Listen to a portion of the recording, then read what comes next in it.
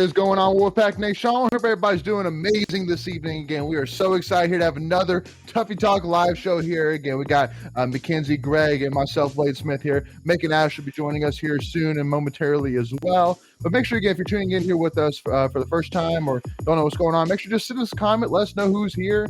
Just say hey, or hey, whatever questions or topics that you want us to cover today, is we definitely got an exciting show here today. We got a ton to cover here. But with that being said, before we get rolling as well, make sure, again, if you haven't already, hit that subscribe button, hit that notification bell, as it's free to do, and it really helps support us and the channel. Also, to make sure that you're notified whenever we go live or whenever we release any new NC State content. And we got a couple of awesome episodes, as well as the vlog for the Victory Day as well, coming out later this week as well. So you will not want to miss out on that. Also, if you are already following us at Tuffy Talk now on Twitter or Instagram, make sure to do that as well. So, Greg, Kenzie, I hope you're both doing well today. Well, I'm great. Yeah, it's good seeing you guys. It's been a few days. Absolutely. Right? Absolutely. And back virtual. Yep. Back virtual. I know. Yeah. We were all three of us were together at Meet the Pack Day on Saturday, which was awesome. First of all, I mean, obviously, if you're an NC State fan, I would love to know your comments here, and so make sure to let us know in the comments what you thought of the Meet the Pack Day. But to me, I thought it was a slam dunk. I thought it was. I mean, just like one of the things which I did say was I do kind of miss seeing the players wearing their jerseys. Just I think it just kind of adds a little bit of a niche to them a little bit. But I mean, I think that obviously having all the players like lined up right beside each other was really nice. Just that way you could easily, get to all the players instead of having them basically spread out all around the Carter Finley concourse. But also too, as well, obviously, being indoors with air conditioning is always a nice touch as well. And you having it on the ice rink or the basketball, where the floor would be, that was probably cool as well for some fans that maybe haven't been on that part of PNC Arena before as well. So I mean, so Greg, give it to me first. I mean, I know you had plenty of stuff brought with you to sign, so it looks like you had it pretty much filled to the brim, every single piece that could have gotten signed. Yeah, it was awesome. Shout out first off to the Packle Wolves NIL collective. They did a great job putting that event together. They turned that thing just a few weeks from what I understand, talking to some of the members of the organization. You nailed it. I thought it was a great event. You can move from player to player really quickly. I just looking around, all the kids smile, good time meeting players, and vice versa. The players just having a great time meeting fans. I thought, Coach Dorn has done a great job, getting the message out to, being great ambassadors to the program. So hats off to everyone that was involved, and I had a blast. Absolutely. So, and then Ken's, you as well. I mean, I know that I had a blast. My first time back in Raleigh since I moved out. It was a great experience. I love seeing the guys connect with the fans because, I know them from a personal basis as well as like a fan basis. But seeing them, how they react with like the kid fans, was the sweetest thing I've ever seen. Yeah, absolutely. But, I enjoyed it.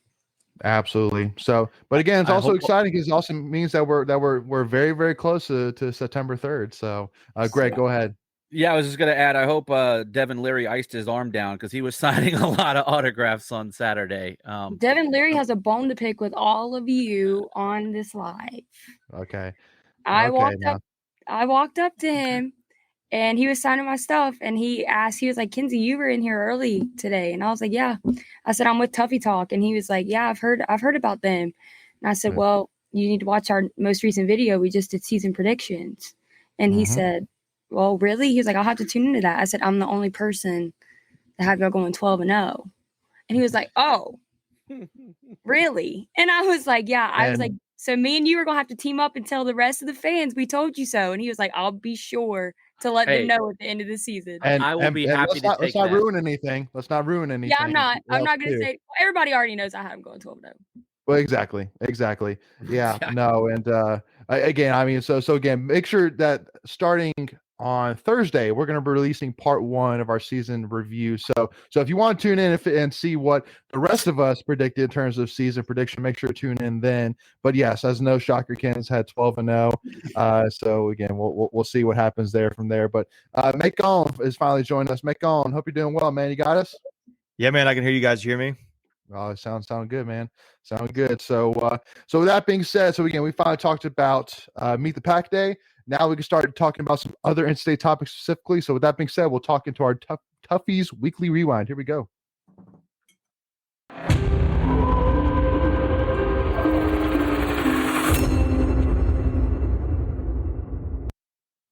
All right. So one of the biggest topics that we wanted to go ahead and get to was a couple of different NC State Pack pros recently made some pretty big highlights in the first weekend of the NFL preseason. Obviously, Ike Ekwonu, looked solid for sure in his first snaps against the Commanders for the Panthers, and then Zonovan Knight famously got a touchdown in their preseason in his preseason game with the Jets. Then Joseph got a sack. And then Jones, Vi Jones, golly, yeah, Vi Jones, Vi Jones got a sack and 6 tackles against the Steelers with the Seahawks. So definitely made quite a case for himself to make the final roster. Yep. Who else? Yeah, I think I know you're going to say Trenton Gill was crushing it for the Bears. Oh yeah, of course. Well, again, I mean, that was to be expected. You knew he was going to pick that right up, and you knew AJ Cole probably texted him a couple of tips and tricks before that first game as well. So, Macon, since you haven't had a chance to really talk yet, so which one of those performances really stood out to you, and which one would you say, besides Icky, which is most obvious because I mean he was a first round draft pick, would you say that any of those performances made a quite a case, or maybe the best case in terms of making the 53-man roster team? That's a good question. It's preseason, so it's hard to say. Yeah. Well, I think what people don't realize, and I didn't realize this until I went and looked, or actually till my brother told me about this. Trenton Gill is the only punter on the Bears roster. I don't know if you guys realize that. Yep. So he's the guy. He is the guy. So clearly why they spent a draft pick on him. So, I mean, I thought his punts looked pretty good. Which, by the way, did you guys see that Ariza, whatever that guy's name, Ariza, the other punter who had like that 82-yard punt? Yeah, I did. The kid from San Diego State. Yeah, who drafted him? I forgot. I do not remember. It doesn't even matter. All that matters is that it was famous. That was 82. Yeah, I can't remember who drafted him or not. I can't remember who drafted him, but yeah, I thought Gill's punts were the one. Obviously, I think he's most likely to make the roster. I think what I've been reading on Twitter, and at least from his game this past weekend, was actually Zonovan Knight. I think may have a chance to make the roster as better than maybe Joseph or Levi Jones will. But it sounded like Zonovan Knight has been a pleasant surprise for the Jets. Not saying he's going to be a starter. They also drafted Breece Hall, or is it Breece Hall? I think it's Breece Hall. And they still have Michael Carter, or did they cut him? They had him for a little bit for the Jets. They still have him.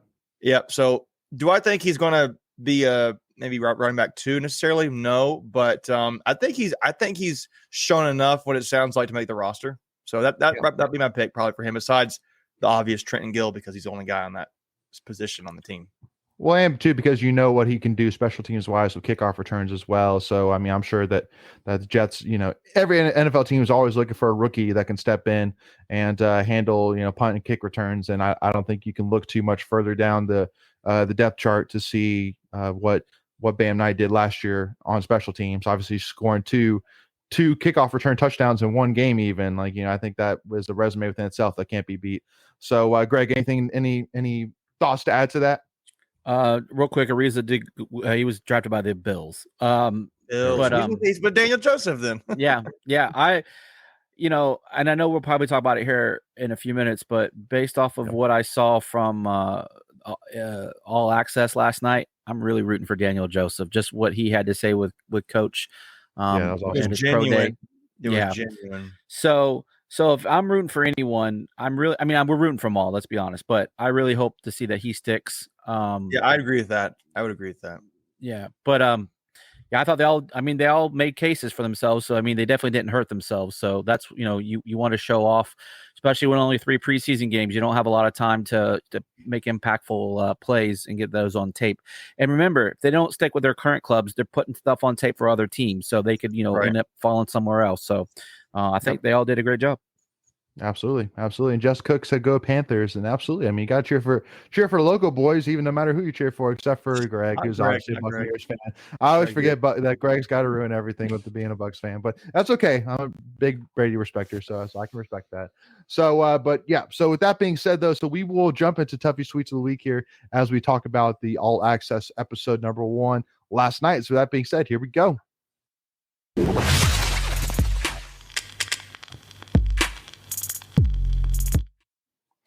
All right. So our first tweet of the week, which kind of introduces the All Access, was actually a tweet which I wanted to, kind of give a shout out to Philip, who came out publicly. So earlier today, I posted a clip from the All Access episode 1 last night of Boo Corrigan basically making his speech to the NC State football team, basically let them know that they've exhausted all options. They've talked to the ACC. They've talked to every previous game and bowl schedules coming up, you name it. And unfortunately, they weren't able to find a game. And, basically you see Boo just tearing up and just absolutely heartbroken, and basically making the point that because there was, especially after the bowl game, and also even going back to after the College World Series fiasco, a lot of people were saying, well, is Boo doing enough? Like, we don't know what Boo is doing. He's got to be like, what is he doing? And we all said and knew that obviously Boo is not Debbie Yow. Debbie Yow, we were very lucky that with Debbie, she was very easily able to go out on Twitter, go on social media, or even talk to the fans and say, this is what I'm thinking, this is what I'm doing. But that's not the norm. And you obviously see that with Boo. And I think that's one of the biggest things that one of the biggest complaints from fans. But when you saw that behind the scenes footage and you saw the legitimacy, and somebody was saying, well, it's acting. I'm like, no, that's not acting. Who said that? That's crazy. No, that's insane.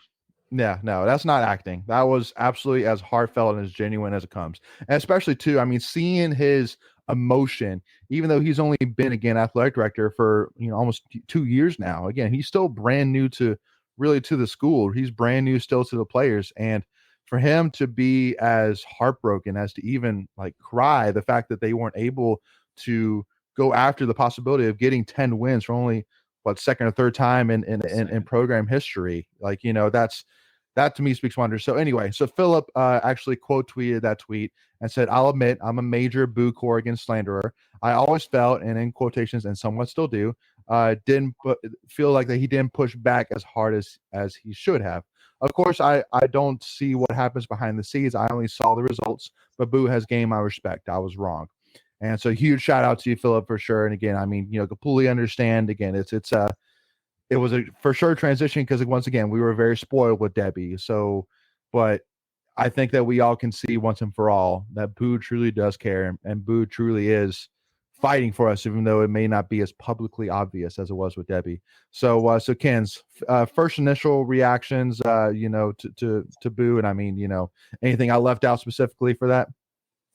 For initial reactions to Boo, personally, seeing him in California multiple times, you could see the emotion. You could see the emotion on all their faces. Being in that hotel, seeing them come out of the meeting room, and then when going in, it was just an entire vibe that everybody felt. Your heart just sank for him. You got upset. It was just, I understood that Boo was hurt. I understood it. We don't see, like Philip said, we don't see what's going on behind the scenes.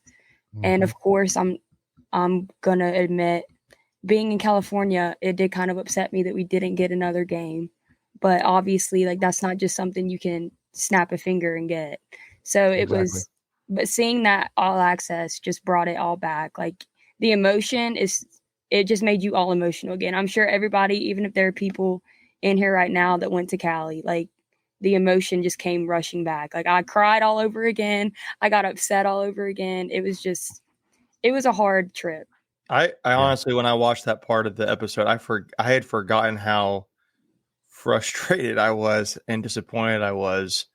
And seeing that firsthand footage, I was like, Wow, dang, that really did suck. That really did suck. So I just kind of forgot about it. I mean, you kind of put it behind you. It was like, wow, that was very good inside footage, and which why that whole show I think is going to be really fun and really exciting to watch. Yeah, It absolutely. just made you not respect UCLA again. Yeah. All over again. Well, the whole show, baby, want to run through a brick wall for the team. Like that was like, oh my gosh. Like Dave Doran's little comments are amazing. I loved them. So it was just like I was mad all over again. I thought his comment to the team at the opening of the episode where he's like, the media who loves you right now are the same people who will stomp all over you. And that was like, that is exactly the truth. And I'm glad he's saying that. So yeah, and especially too, like when they put out like the tweet, from UCLA saying we're not able to participate, and then where even in the episode, Coach Doran talks about how in the previous day that the coach of the UCLA Bruins said in a press conference that we, as long as we have 11, we're able to play and we're ready to go.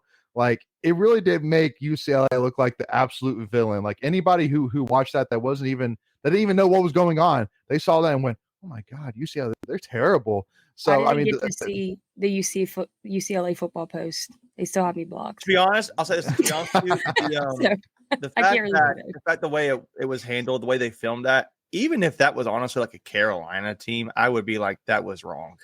It was just, I feel like that kind of transcends your bias. It's kind of like, that's just messed up. So it's just not right. The whole thing was dirty, right? So, first off, everyone remember, this is an ESPN production also. This isn't an NC State propaganda video. So the way that they filmed it, coach, like they didn't even have the common decency to call State and say, hey, we're not going to be able to do this. They dropped the tweet and said, we're out. Like peace. While the team had already left. That's the thing. Like they tweeted that after they were gone. Right. Because a lot of people say too, like that it wouldn't have mattered. Well, if we would have given even 24 hours advance notice, you could have possibly made a bowl game happen. Because right around that time, there was still a lot of games still on schedule. Yeah. And so I mean, like ECU, for example, obviously that would have been quite an interesting game. Hey, that could have definitely been a possibility still. So absolutely. So sorry, Greg, go ahead. Yeah, real quick, Connor, go to the ESPN on demand. If you got the app, it's there. Just search ACC Network. You should be able to find it there. They'll also be replaying it multiple times as well. I'm sure it's on YouTube too. It's on our channel. So there you go. So check it out on Tuffy Talk. But you could even see in the bowl officials, like he was about ready to drop some F-bombs. He had to do everything he could do to compose himself. What? Go ahead. That is tricky because that's the same guy that didn't really like State fans meeting in the hotel lobby to greet the team. So he didn't really have many answers for us. So that part threw me off because I was like, he didn't really seem upset at all when we were there. But I guess seeing it, like Philip said, behind the scenes. But here's the thing to me, like at the end of the day, it doesn't really matter at this point. It's just kind of like it's interesting to observe what went down. But I could argue the opposite, though. I could say that even matters more because it is clear as day that the chips on Doran's shoulders are really from that unfinished business. So that's what I'm saying is that if is it relevant? Yeah, I get what you're saying. Yeah.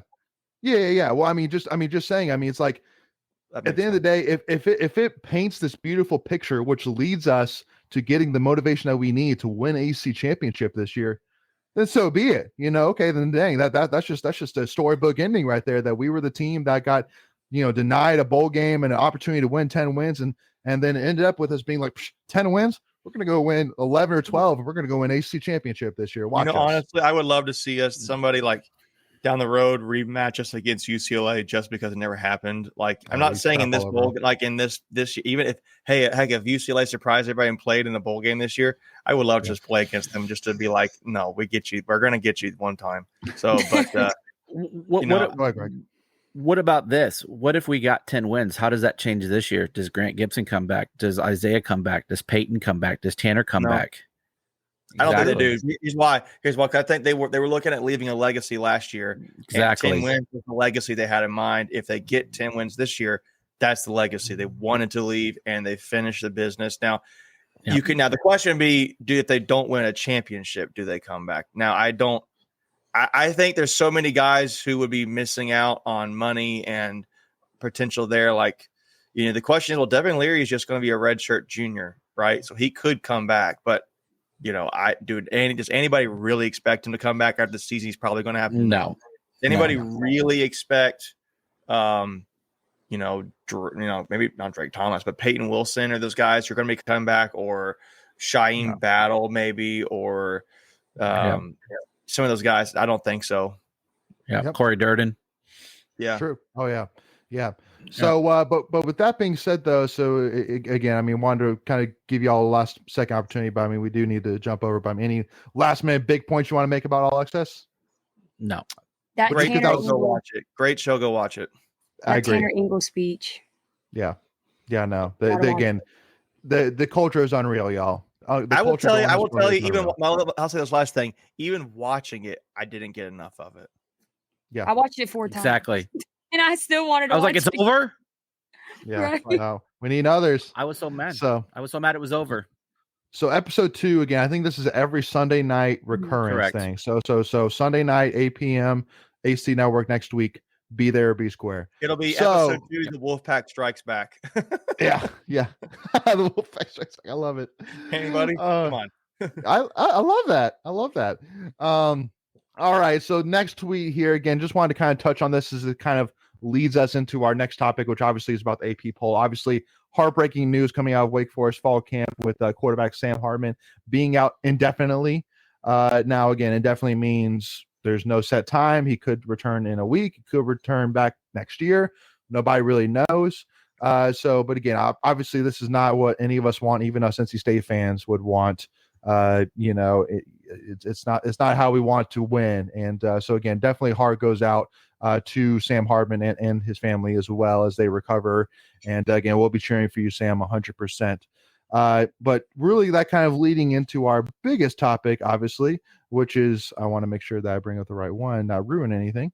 Obviously NC State got announced as number 13 in the AP poll, which is tied as the best preseason mark in school history. And this is also too where the coaches poll had us. So obviously everybody's pretty much in consensus that this is where it needs to be, besides one specific reporter, which we will talk about here in a second. But again, we'll kind of review overall the AP polls. So again, right around us. So ACC-wise, they had Clemson number 4, State number 13, Miami at 16, Pitt 17, and Wake 22. So obviously 2 of them that stand out to me I wanted to kind of discuss. Obviously Clemson at 4, which I think is ridiculous. And then Wake Forest at 22. To me, that seems like we're not sure when Sam is coming back, so we're just going to lower him a little bit. But honestly, I completely expected them to fall out of the top 25. That was kind of really my expectation. But I mean, so Greg, I mean, what was your biggest surprise? When you saw the AP poll first released. Well, so I mean, I did my poor man's Joe Giglio here with the white pad. So I broke it all down. I thought State was probably right where they needed to be. A couple of facts I'll throw out here. Number 4 was the highest we had in by any one single voter. Michael Lev out of Arizona. He had us number 4. We had 4 other people at us number 8. Lowest ranked in the poll, because we will talk about the one that we did not get ranked by, but Tom Murphy out of Arkansas had us at 23. Darren Hayes from my area up here in DC did not have us ranked, but had Carolina at 20. The ACC writers, BC writer had us at 14. One FSU at 17. The UVA Virginia Tech guy at 21. One Syracuse at 17, one Syracuse at 13, another FSU at 13, another FSU at 8. Pitt had us at 8. And then our state writers kind of did us. Jonas didn't kind of give us a lot of love there at 16. Joe had us at 10.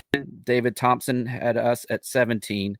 And then this is where it gets interesting. 15 out of the 63 voters had us in the top 10, so about a little over a quarter. In 4 polls, we were ahead of Clemson. And all of those 4, we were the highest rated ACC team. McMurphy actually has ahead of Clemson, but he had Miami as the number 1 ACC team. So there you go. Yeah. Okay. I like it. Macon, what do you got from that?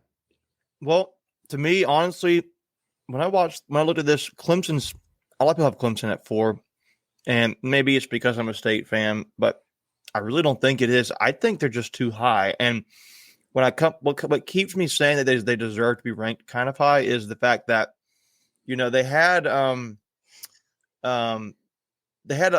average quarterback play last year with DJ Uiagalelei, and yet they still were 10-2. They had injuries just like State had injuries, and they still finished 10-2, which is better than State's record.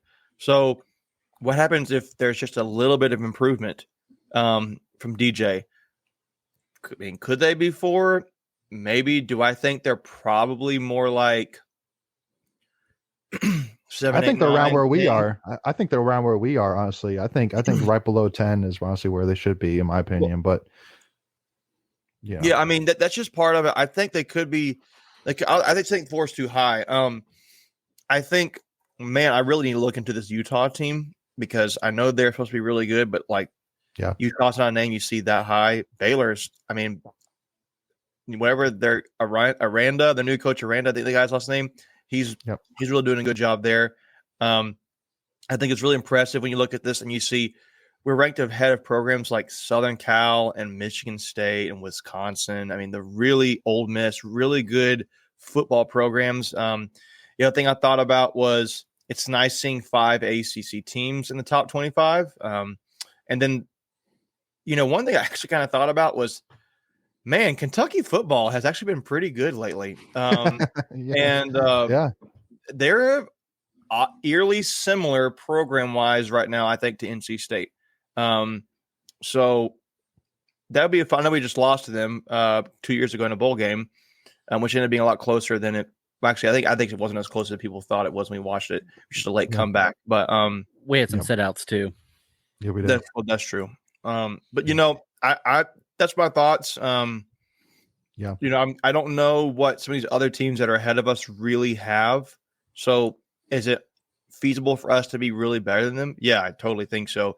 I would love to have us play a head-on-head matchup against some of these teams, but at the same time, not playing them allows a better chance for wins. So we'll see at bowl games. Absolutely. And I want to give a quick shout out to Hands Full, Hearts Full. Says, "What's up, guys? What's going on? Hands Full, Hearts Full. Thanks for tuning in." And then Tom Luvender, actually a family of, so he's actually our family cousin that's ECU fan that we're actually going to be staying with when we go down for the Greenville game. And he asked what our ECU score prediction is. Well, that kind of leads us perfectly, actually. Again, so Thursday is the first part of our schedule breakdown. So make sure to tune in for that. And also, too, the week before the ECU game, we're going to be doing a breakdown of the game as well. So definitely give a teaser, though. Let's give a teaser. What do you guys think this one's going to be? I'm just curious. Hey, Ken, do you have your paper still?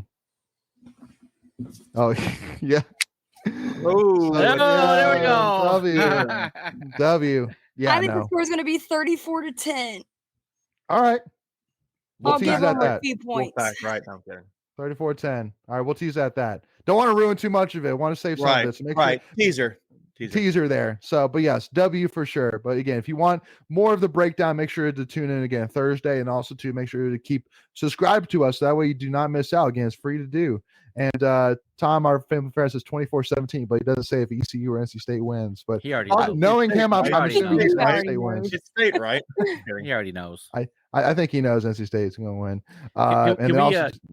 I was just saying, can we go back to Hands Full, Heart Full? Did anyone see that whole Kentucky thing that went down last week? I didn't even see the full context of that. Yes.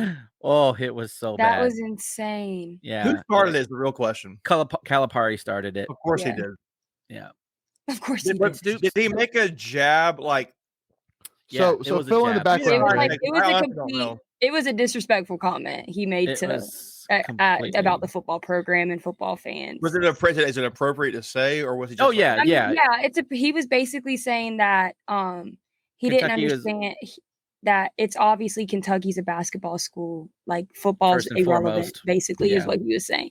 Yeah. So it was more arrogance than it was like Correct. like you guys suck. Yeah. Like, we're better than you. Okay. Yeah, he was just. I mean, he wasn't wrong, but something that you don't talk about one of your fellow programs within your school. I mean, like everyone knows it. It's one of those things that everyone knows it already, but don't say it. Like there's no need for it to be said. And it's for the benefit of the school. It's a good thing that Kentucky's getting good at football. Yeah. It's not a bad thing they're getting good at football. Heartful comment. Yeah. Yeah, I can. Yeah, I'd be like, dude. Well, but see it. Well, it might be the other way around in this case because State's kind of known right now more as a football perceived school, so it actually be kind of more the other way around. But I totally get that. You just don't say those kind of things, especially when they've been pretty balanced relatively lately. So. Yeah, and Mark Stoops was like he didn't engage. He didn't play in the mud. He just said, "Look, I just stay in my lane," and he said, I'll continue to support other programs at the school." And somebody went up to him and say, "Don't you dare respond." Probably one of the comments I saw, it was of a person who has season tickets for basketball and doesn't really go to football games, and he was like, he was basically talking about, he was like, that's extremely disrespectful to all Kentucky fans all around, because I mean, think about, like, I feel like Kentucky fans are kind of like State fans. Like, you're a fan for every athletic event, no matter if it's tennis, football, basketball, track, like whatever it is. So it's just like, sure. It was that comment really made me think. I was like, dang, like he's right. Yeah. Like, not even caring about it. Yeah.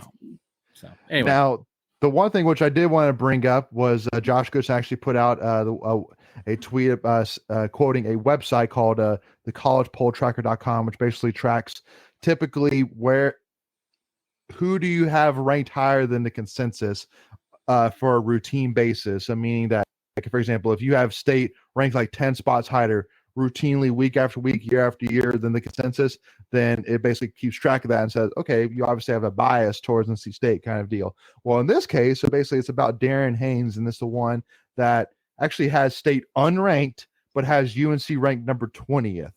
And the only person that did not rank State, by the way. Is the only person that did not rank State. And on the website actually says that Darren Haynes has a bias towards, drum roll please, UNC. And again, to me, it's just, I mean, to me, I think that we should talk about, or that the committee should talk about taking his privileges away, because I think that's just ridiculous, to say the least. Like, how could you possibly back that up with legitimate research saying that there are 25 teams this year preseason wise that are going to be better than NC State are? Now, I mean, again, I know that obviously it doesn't really matter at the end of the day. The games itself are going to speak for themselves, but still, I mean, because preseason polls matter a little bit because of the fact that, again, depending on where you are, you can only move up so much depending on how your season goes, kind of a deal. So just throw it out there, Greg. Go ahead, Greg. You go. No, real quick. Yeah, he wasn't the only person that put UNC in, though. Just for the record, Nathan Bard, who covers Ohio State, had him at 23. And the only thing I can think of is he's a Michael Jordan fan. That's probably the only reason he put him in. Yeah. Well, I was going to say this too. My dad was telling me he had a conversation with somebody just yesterday who was talking about how he thought State was overrated this season, and I mean, do I think like Big Game Boomer has us at number 4? Do I think we're the top 4 team in the country right now? No, I don't. No, I don't think anybody, but maybe besides him. I think we're better than Bama. Yeah, so Kenny's got him at 1. So, but no, I he said that his reason was, well, it's like State was like a 1-2 plays away from being, 8-4, 7-5. It's like, I mean, you think about it, could we have dropped? I'm trying to think what game that would have even been. Like Clemson. UNC could have got intercepted. No, we crushed Louisville. Yeah, I can't remember. I don't remember who the scores were, to be honest with you. But I mean, like UNC, I mean, the cornerback could have picked off the pass from Emeka, and instead of Emeka I'll give you this context. This guy is a Carolina fan who said this. But shocker. The only 2 games would have been Clemson and Carolina. That everything else, there wasn't close. And it was at least 2 scores. Let's roll with that then. But you could also argue State was 1 or 2 plays away from being 10-2, 11-1. So I'm like, so you're saying I mean, that's just a silly argument to me. It's like super silly. Yep. It's silly. It's like, come on, dude. Like we were a couple plays literally away from Miami winning that game, and then I can't remember who other wins were. I could probably say we're even closer. Well, Wake Forest and Miami were the games Wake that Forest, we only lost probably, by 3 Wake Forest, to Wake. right? So, I just thought that was just really silly. Yeah, Well, we could have been +2 or -2. So yeah, right. I mean, again, yeah, no. So terrible take there. And good fans, good teams find a way to win games, right? So I mean, we weren't the greatest team, but we found ways to win the Clemson game. We found a way to win the Carolina game. They were different ways of winning those games. Very different. Very different. Yeah, no, absolutely. And so again, it just speaks a lot to the the culture of the program, that we were still able to rally around Chris Dunn and not let one missed field goal make or break the game for us. And so that's why this year, spoiler alert, we're predicting some big things here from Chris Dunn to revenge factor for it there. All right, so now the moment that everybody here has been waiting for, the topic that everybody has been waiting for us to discuss, is finally here once and for all. Everybody's been waiting for. Oh, everybody has been waiting for. Don't Started. Everybody said we got to talk about it. Now, again, there has been some updates that have happened since this tweet, which we will share here. There goes my helmet. So we're getting a legitimate shelf put back here. So, but that was totally DIY in the meantime. So, but anyway, so obviously, yes, and see, Justin Cook said there it is with some laughing faces. So, when was the podcast even originally done? I think it was released today, was it not? Yeah, it was. So it was the Tar Heel podcast show that you can see them on YouTube or listen to them on Spotify, just kind of like us, except we're better than them. And period. Yeah, pow, pow, pow. Yeah, Macon, where you at, man? Pow, pow, bam, bam, bam, bam. Well, you're the one with the buttons, man. You got the buttons. What are you talking about? So we're low budget tonight. Yeah, we're low budget tonight.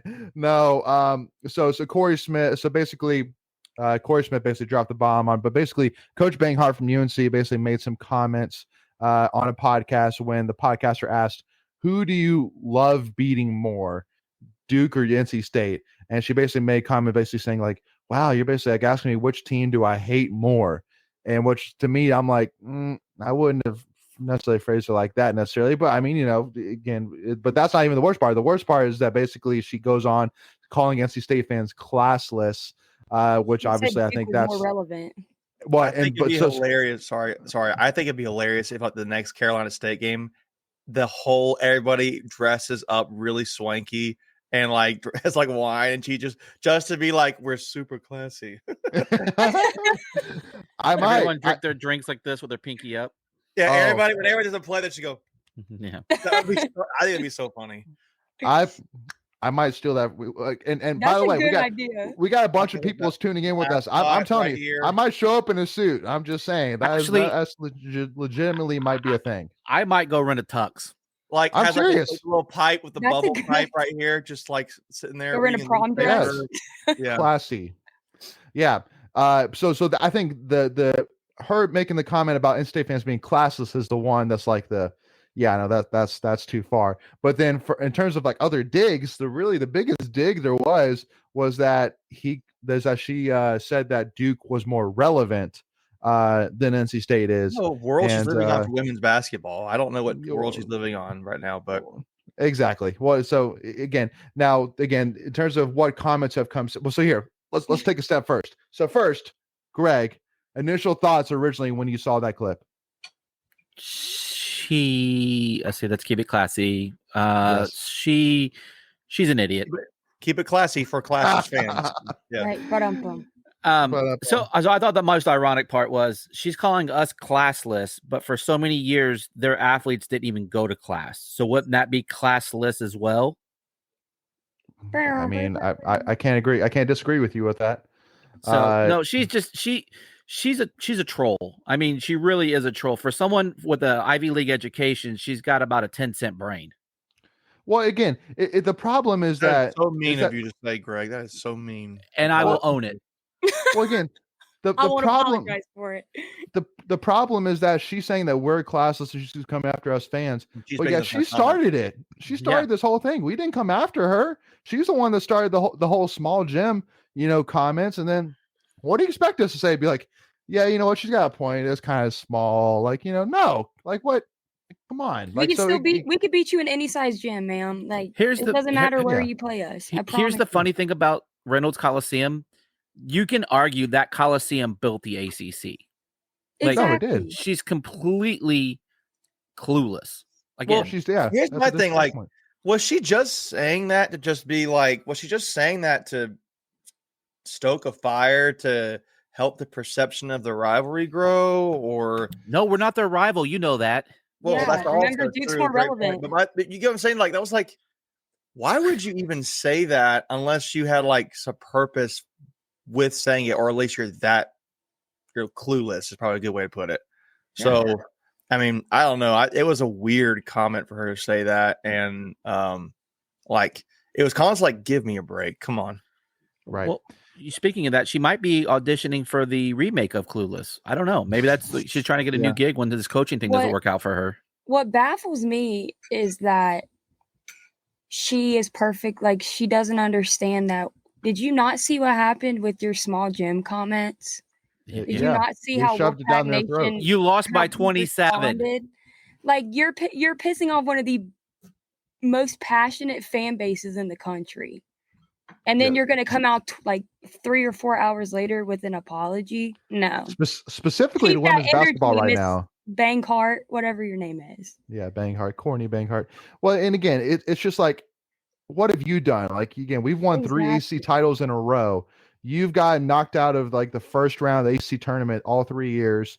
You haven't made it past the second round in your entire coaching tenure in this AA tournament. I thought they made it past I thought they made it past this year. They made it. They yeah, they did. Yeah, they made it to the Sweet 16, got blown up by South Carolina. Yes. So my thing is if she thought we were mean before. Yeah. Her trip to Reynolds this year is going to be rough. Well, now, so then here's basically the updates that have happened since. So first of all, so if you go to the link now on the Tar Heel show, whatever it is, it's actually private now. It's actually not available now, funny enough. And on top of it is that if you find it on Spotify or whatever it is, that question and comment is actually deleted now. It's actually cropped out. So, we're not exactly sure. Obviously, it was negative publicity. It was negative. It wasn't positive. Well, so UNC women's basketball actually came out with a comment, which I'm not going to read the full comment, but make sure if you want to check it out, again, go to the UNC women's basketball Twitter page. No, go to ours because we retweeted it. Don't give them the click. Yeah. Okay. Yes, that's true too. But I mean, or go read my quote to it and like that. Yeah, mine too. They're like me and Greg's quote. Compare her to being like someone like acting like a Sharon. I need to speak to the speaker manager. She's a Karen. Yes. She 100% is a Karen. I want people to have Karen posters all over Reynolds when we play them. It's Sharon in North Carolina. It's Karen everywhere else. Yeah. I don't know what I was thinking of Sharon. But to read just to read one piece of it though, I do want to say, so basically she said, I want to publicly apologize first and foremost to the players and coaches who have worked tirelessly to be great at NC State. I also want to apologize to the Wolfpack fan base. I have the utmost respect for the uniqueness of the rivalries in our state as they help our game to be great. Everyone involved in my program, NC State's program, and the communities at both schools deserve better. And you will get it from me moving forward. No, we won't. We will. Hold on. See about that. I'm doing here. Everybody's seen SpongeBob. Exactly. Yeah. World's Wallace violin right here. Yeah. Mm-hmm. Yeah. Yeah. She said that after making that comment. Yeah, that was the quote that was. I mean, she got called on it. She got called on it. Bubba Cunningham said, "Look here, you can't do that. You can't do that." I hope she actually gave a personal phone call to Coach Wes because she should. That's what made. I think that's what made us fans more mad because like Wes Moore would never disrespect another stoop coach, to that level, another fan base, another anything. Like he's just a respectable human being, and she's obviously the complete opposite of that. So the fact that she disrespected Wes, is a whole different. Just makes you even more mad because we stand Wes. Wes Moore is a king. I'm so fired up about this. Well, here, so let me make one comment while you take a deep breath there, Greg. So the one other thing which I'll say too, which is another reason I have an issue with it, is it's not like he asked the question and she blurted out, "Oh yeah, they're classless or thought about it. classless." She literally said, let me think about it." So she literally had a chance to think about her answer, and she still thought of the word classless for NC State She fans. had that That's in her one of back the issues I pocket. have. She's had it in her back pocket. Yeah. All right. Yeah. To me, honestly, I would just move along. Like she, she's a piece of work right now. So it's like, it's just kind of like, it's just like, man, like, I get wanting to have the rivalry there, and that's fine. But and you can there's a way to do it. But that was just, it's a low blow. I mean, like, you want to talk about being classless and mean. That was kind of like a pretty classless and mean comment. So as a coach, especially. Yeah. And I don't mean piece of work as in like a innuendo to another word. I mean, just like, I probably should have used the word phrasing like that. I just don't understand what she's doing by having that comment. It's what I probably should have said. I feel for her when she pulls that bus up to Raleigh. That's all I have to say. They're gonna get booed. Like they're gonna get booed as soon as they get off the bus. I feel for her. They're gonna have to run to the bus. But for real, imagine the whole student section just like dressed up. I'm gonna be there, and I graduated. And like a monocle and like really greased hair, slicked back, really classy. Yeah, holding Karen signs. But let's just go back for 1 second, because the question was, who do you hate more? And she could have said, "Who do you like beating more?" Yeah. Who do you like beating more? No, I thought no. They said hate. It was hate. It was hate. Oh, I thought it was. Here's what I actually thought was the worst part of her comment. I know you even said this. It was before she said the NC State fans things. She goes, "It's almost like I think she said," and somebody needs to check me on this. She said something to the effect of, "I think it's almost like asking me which kid who's your favorite child, or was it your favorite child, or was it like?" I think she said it's kind of like yes. It's kind of like who's your that's kind of like asking me. Did she say it was your favorite child, or what did she say? I thought it was like a comparing like who you hate more. Ah, gosh, that's like asking me about which kid. Yeah, when she said that second part, I was like, wait, what? You hate your kids too? That's what I kind of almost took. I was like, wait a minute, maybe I heard that wrong. Oh my god, I just got the greatest comment. So somebody, Gilbert Anderson Jr. commented on my tweet about the apology, saying, "I'm sure that quote unquote press release apology was made with the utmost sincerity. Haha. If you believe it's sincere, check out my listing for oceanfront property in Arizona." No doubt. I love that. That's great. So hold on, here we go. Hold on. Greg showing it. Okay, it was beating more. Yeah. But then she said, so it's like you're asking me, who do I hate more? Yeah. So she's the one that took it to that part. She's the one that took it that part. But yeah, he said beating, she said hating. Yeah. So, but either way, again, y'all, it's, I think we've beat this horse to death. I think we beat this horse to death. Again, just brush it off. And then once it comes around that time where we're focusing on UNC, then we'll bring that back up then. But for the time being, hopefully, one last comment. Greg, go ahead, Greg. I have season tickets for the first time. If that game is on a Tuesday, I will be taking vacation from work just to drive down there to be there. And it's going to be on. Somebody should like come behind her like a tuxedo and a waiter ask her, would she care for a drink, or like really, like really a little Gatorade bottle. Annoying. Like, how do you take your caviar? Wherever she walks, just like sweep it up. We got to come up with something. We'll come up with something. We got some time. We got time. We got time. The onus is on you, Wolfpack Day. She got to come up with some way to dress up really classy and swanky for that game. Everybody's gonna be written out prom dresses. That is the ultimate trolling thing. I'm just gonna tell you right now. You just do that. That would be awesome. I'm doing it. Yeah. I'm wearing a tux. Tux, the polished shoes, slick back hair. That would be awesome. Greg might actually throw hands. Greg's fired up about this. I just think it's ridiculous. Like, because Coach West would never do something like that. It's just, and that should be all you need to know right there. I'm done. Moving on. Yeah. Yep, and then want to kind of highlight two specific comments. But before we move on, so Will Pryor saying, "I wonder what she'll do if she ever wins at Reynolds." Which, yes, by the way, in 3 years she hasn't beaten us at Reynolds. She will show her backside. It's not a big gym, small though, gym. So Small gym. And then Nicholas Howell saying she's not so different than most Carolina fans I know. She just said it out loud. I'm like, that's true. But she shouldn't be saying out loud. She's a coach. She shouldn't be saying anything like that out loud. But anyway, So now, speaking of women's basketball, though, so now we're going to be moving to some other news as well. Obviously, news about Jada Boyd, unfortunately announcing that she is no longer going to be playing with us from here on out. And I don't know the exact word, but because she's still on the roster, but she's not going to be with us for next season. Greg or Kenzie, Macon, can you kind of correct me on that? I don't think she's enrolling.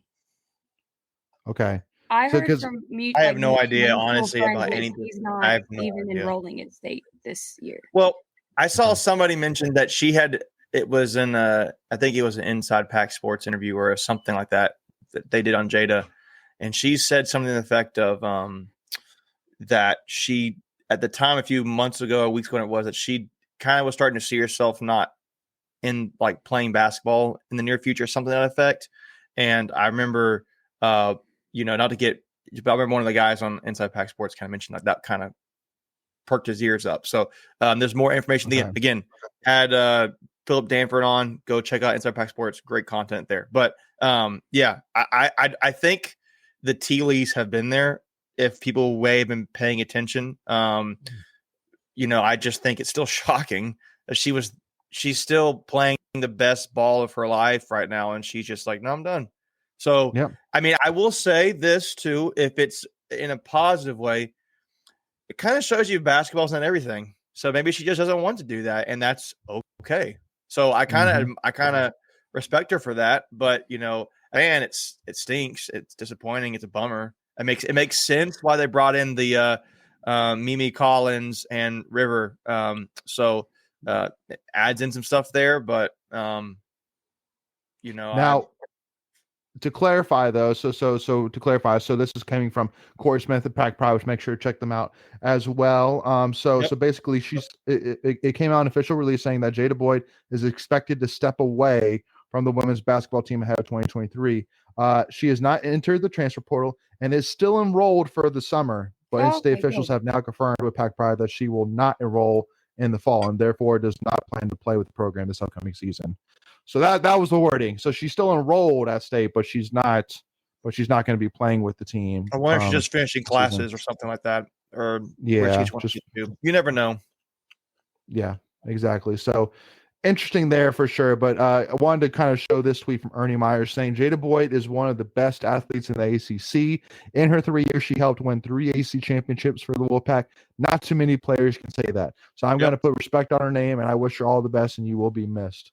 So, again, huge shout out to Ernie for putting that together. Again, I think it's a great rendition for sure. I mean, obviously, she's a player that I think during her time at NC State, she was never one to be very vocal in terms of what her role was, in terms of having issues with the role. Because, again, she was never really one to necessarily start, but she played a lot, and she was a great 6-woman player for this team. And, again, you could rely on her to play defense, rebound the ball very well, score the basket, whatever you need her to do. She was a first team all ACC tournament last year, even just to kind of add that to her resume as a point of that she's been playing. She's playing her best basketball right now, just like Macon is saying. So, does it hurt?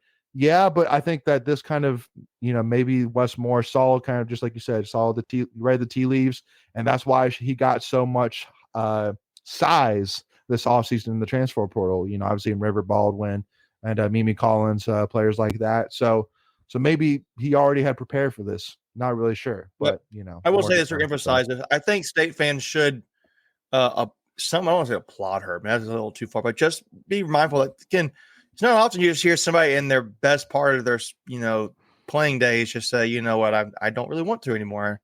And we get so caught up in as sports fans, they're actually people. It's actually a person that wants to do something different. And, she's dating, I think it's public knowledge now. She's just Darion Sebron. So, maybe that's just different else. So this was do with a lot. Maybe she comes back to basketball. I mean, Michael Jordan, heck, he gave up basketball for a little bit, played baseball, and then went back to basketball.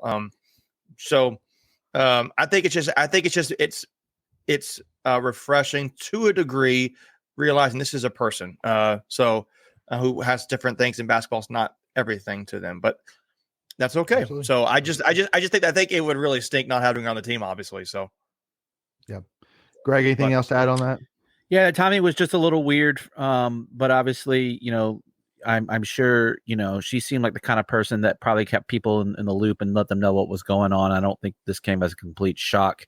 I would tell her, like I tell everybody that I meet in life, go live your best life. You only got one. So whatever makes you happy, whether that's, playing basketball, whether that's, designing clothes, whether it's fishing, whatever you enjoy in life, go do it, be the best at it. And Wolfpack Nation is always grateful for what you contributed to the program. Yep. Was a part of Wolfpack family. Always a part of Wolfpack family. Absolutely. Anything else on that, Kins, before we move on to our last topic here?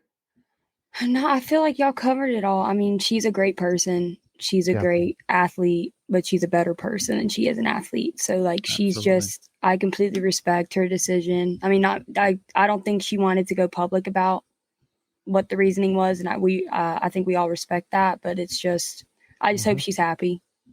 Amen to that. Yeah, I'll say a couple more things too. As this, she's leaving a legacy because she has won 3 titles, AC and NC State, and she's been to the Sweet 16 and the Elite 8. The other things I was going to say was, how many players can say they stopped playing when they were at their, their peak, if you will, or there? Not all players can say that. A lot of people end their career when they're dropping off. Right. So a lot of players won't be able to say, I want to leave when I'm at my best. I'm just done. So just to give kudos to her in that regard. But yeah, the timing is weird. It's a good point, Greg. That was a good comment.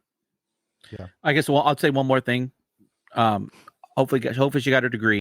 Go get your degree. If it's not from state, go get it from somewhere else, and make the best of it. So she got at least her bachelor's. I know that because she graduated this past year. So but it could have been for a master's too. I don't know. Again, keep in mind, obviously, student athletes fly through their classes and degrees much faster than normal. So that's a good point too. She got her degree. So I mean, she accomplished that from state. So that's that's worth its weight in gold. Absolutely. Amen. So now one kind of fun topic that Greg, I think, if I'm not mistaken, sent over to us, which is a tweet from Darren Rovell, actually. So he tweeted out saying that Miles Brennan, who's the LSU quarterback, that officially announced today that he's walking away from football, signed NIL deals. So whether it's during the offseason or whatever it was, crazy.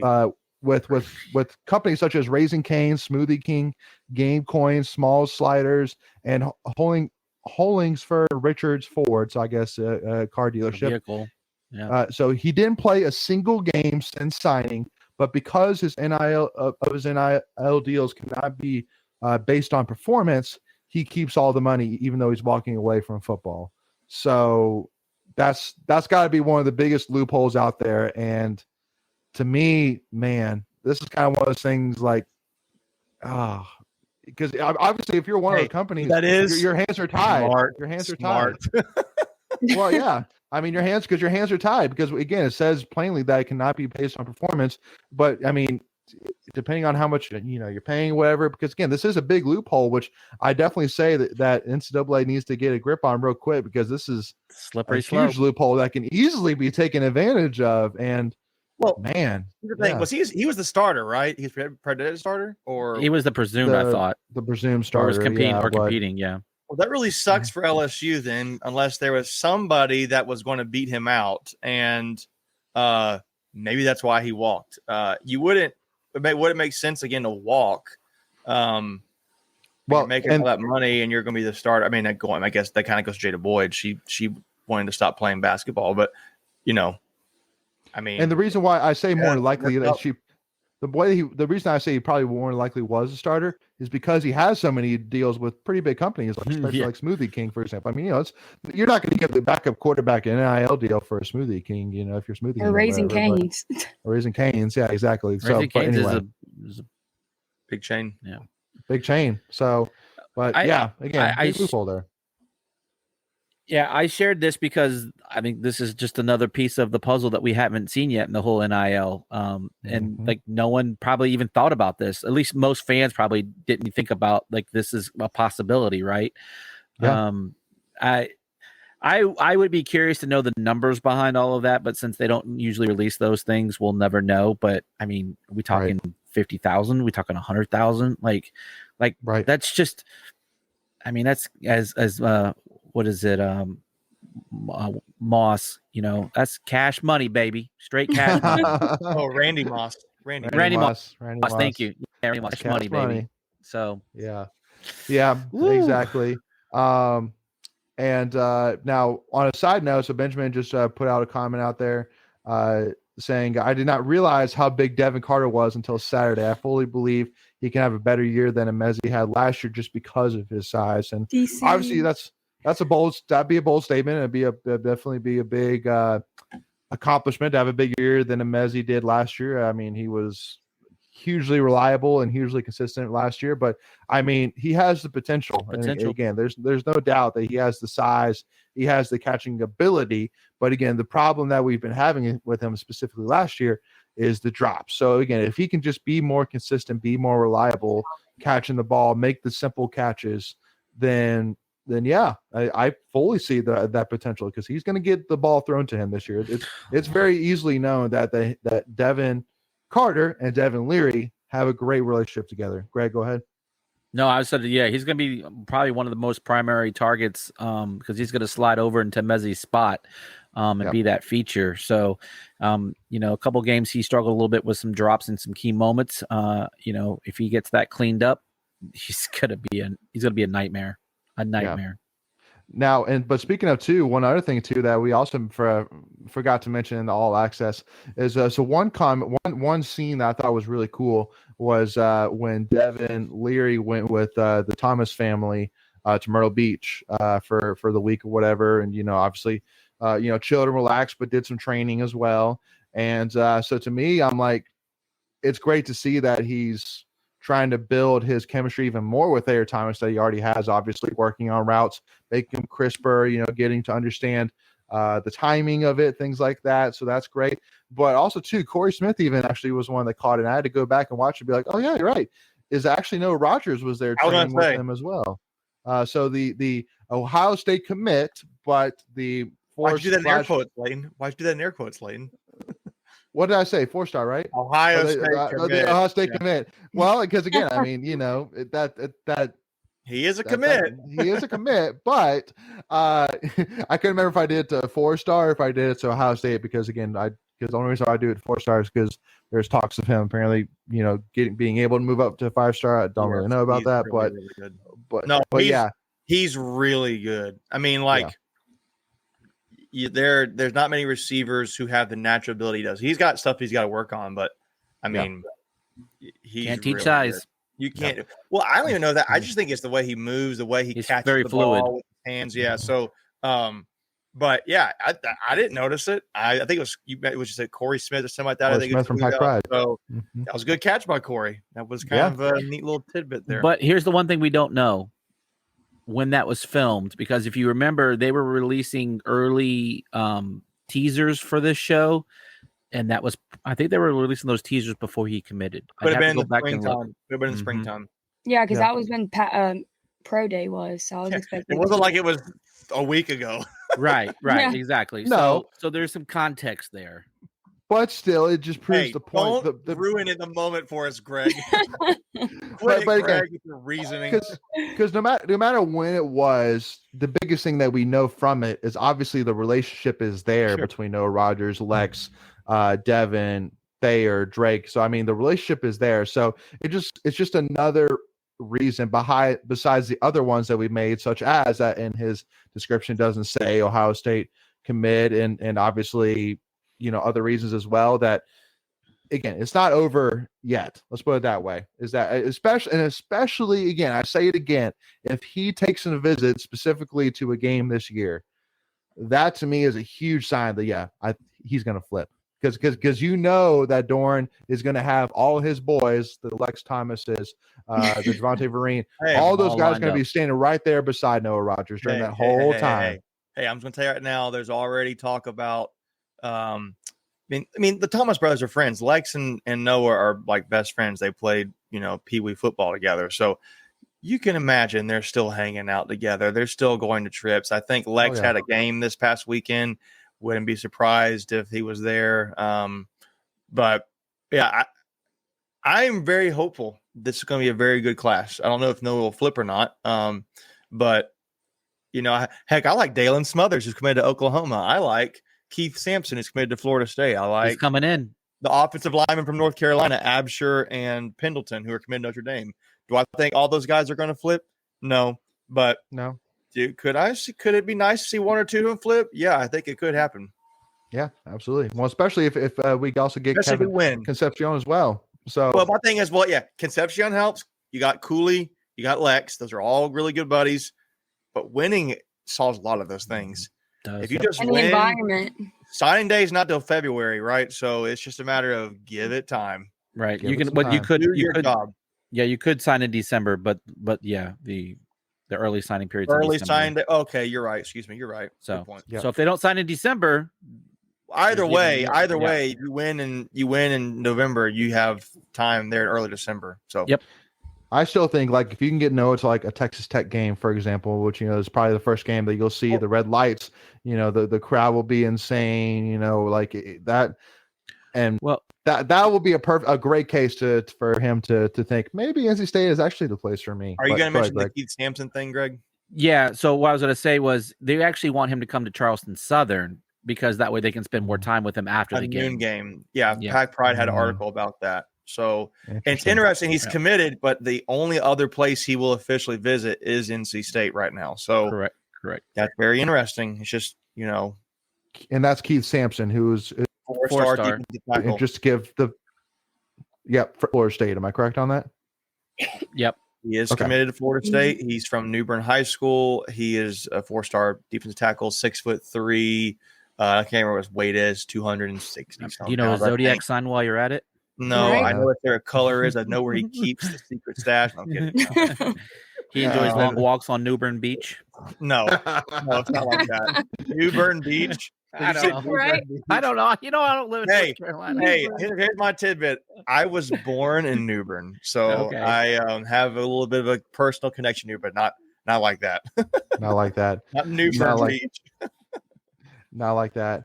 All right, y'all. Well, again, thank you all so much again for tuning in here with us for the Tuffy Talk live show here. Hope you all enjoyed it. Again, we talked about all kinds of different things, whether it's the coach down the road's comments, whether it's the AP poll coming out. So make Whether sure it's again, New tune Bern in- Beach. New Bern Beach, exactly. So make sure to tune in again every Monday night, 8 p.m. We'll have the Tuffy Talk live show here, and also too, we can also watch Naked Adams eat a pork chop What is he eating? live on the Tuffy Talk live show. You just never know. You chicken, just never man. know what you're gonna get. So again, make sure you tune in with us, and again, make sure as well to hit that subscribe button, hit that notification bell, so that way you're notified whenever we release any new NC State content. And also, make sure to do not miss out this upcoming week here, as we got again the second part of our offensive breakdown. Also, too, we got the first part of our season predictions as well, along with the vlog from our victory day. So we will. So make sure to not miss out Pour it in, on Greg. any of that. Pour it in. There you go. So, and also to make sure as well to again check out our brand new channel memberships. Again, I'm sorry, making it Greg got me all distracted over here, but yeah. So make sure to check out our brand new channel memberships for as little as $1.99 a month. You get access to all kinds of exclusive Tuffy Talk content and perks that will be super valuable and you will love. And so make sure to check that out. And also make sure to give us a follow Tuffy Talk now on Twitter and Instagram. But thank you all so much. Really do appreciate it. And as always, go Pack, y'all. We'll see y'all next week. All right.